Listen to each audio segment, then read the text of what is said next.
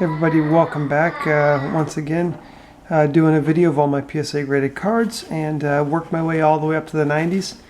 This collection's kind of thin. I didn't really collect a lot of cards in the 90s, so I've only got a few key players. I think the last year I actually opened a pack from the 90s was probably 91 tops. I did a lot in 1990, but that stuff was such junk.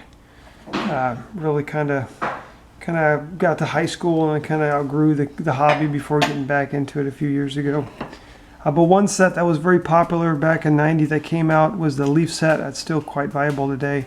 It's got a couple good rookies. That Sammy Sosa's a nice card. It used to be better when he was still in the good graces of everybody.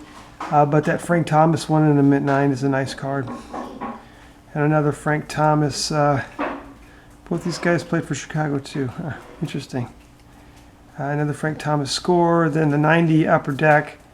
Man, they printed so much in 90 Upper Deck. Man, I think like everybody in junior high, like everybody, like every single kid, you know, was buying just cases of that stuff. Oh, because they're all going to get rich off it. And then some more from my Nolan Ryan collection. And seeing another guy that was an untainted superstar, untainted as in PEDs, Chipper Jones, a great player. Got that in a 9, that in a 10. Jason Giambi traded. Ivan Rodriguez would probably be a Hall of Famer. And here's something different. I've got a couple of these Desert Shield cards. So for all of us that were kids in the early 90s, remember Desert Storm and Desert Shield. Before that, Topps issued these cards. And the idea was to get these to the troops out in Kuwait or Saudi Arabia that were there to help drive Saddam Hussein back out of Iraq and out of Kuwait. So they produced this set. Unfortunately, a lot of these cards got into the hands of collectors and dealers before they got sent over there.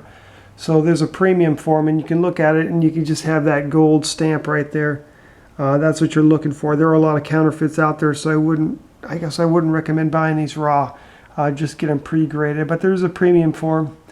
Some of the players, like the Chipper Jones rookie, is just outrageous to get one of these as a Chipper Jones.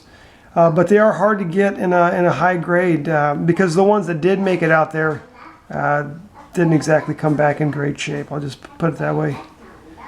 Then you've got Chipper Jones, Upper Deck. Then Pedro Martinez's first card with this Upper Deck Final Edition. And then this is, like I said, you've got so many new sets that are popping up in the early 90s. Fleer comes out with their Ultra. Coming down here to 92, you got the Nomar Garcia Power rookie. And then here's the one player, maybe the most collectible guy from the 90s, Derek Jeter, and rightfully so. Over 3,000 hits, all those championships he won. Basically, he was the quarterback of those great Yankee teams. So a nice pinnacle score.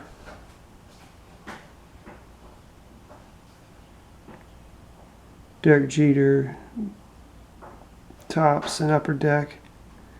And then this SP foil, Manny Ramirez was a great player. I mean, obviously, his career was cut not short, but was tainted a little bit by accusations of steroid use and some failed tests. But he was maybe late 90s, early 2000s, one of the best, because it could be considered the best hitter in the game. And then one of the best of all-time players, in my opinion, and this is you either love Alex Rodriguez or you hate him, and I think a lot more people hate him than love him, but he was one of the greatest players, and still is, still playing. Greatest players to play the game. You look at his statistics, and very Hank Aaron-esque, although the question mark with drug use is there as well. That's not the case, obviously, with Hank Aaron. But Alex Rodriguez, he had a lot of sharp cards here from the 90s. You can see the quality of the cards is fairly good. Here I've got a couple of the 94 SP, some of the more popular ones of his rookie, like the 93 Jeter SP has just blown up. I don't have that card. But they did this one in a regular card, and then they did a die cut as well. But they're both foil, both really hard to get in high grade. Here's a card I really like, the SP Hollow View. This one's a blue. I think there's a red variation as well, but you can see that little hologram there at the bottom, like that card. That's the kind of stuff they had that stuff when I was collecting in the late 80s, man. That would have blown my mind. But the rapid technological advance of cards here, when it's no longer becoming a kid's hobby buying 40-cent packs of tops, now you're paying multiple dollars for a pack, kind of similar to what we have today. And then upper deck.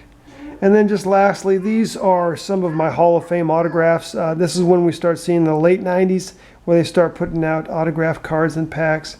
So my Frank Robinson, Orlando Cepeda, and then I've got a Jim Bunning, and then this was a Nabisco did several stats where you could mail out and get things in, the Catfish Hunter.